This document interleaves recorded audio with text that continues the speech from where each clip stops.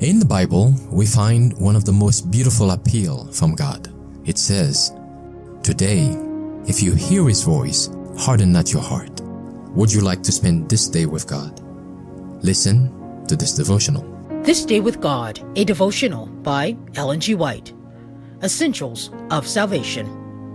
For ye were sometimes darkness, but now are ye light in the Lord. Walk as children of light.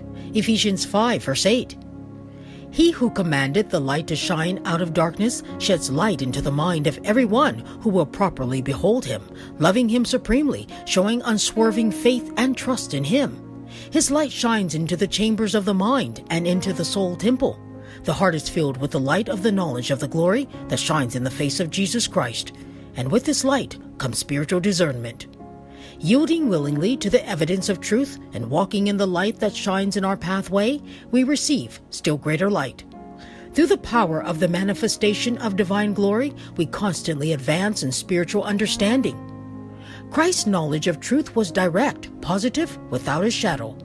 The closer the acquaintance a man has with Jesus Christ, the more careful he will be to treat his fellow men, respectively, courteously, righteously.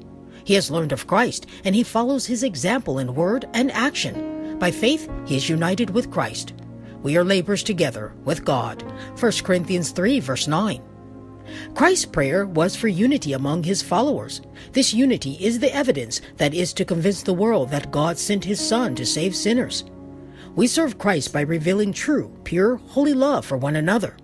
Those who are chosen to connect with the Lord's institutions are to be devoted, self-denying, self-sacrificing men, living not to please themselves, but to please the Master.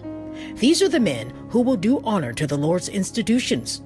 A knowledge of God and of Christ is positively essential to salvation. We lose much every day that we do not learn more of the meekness and lowliness of Christ.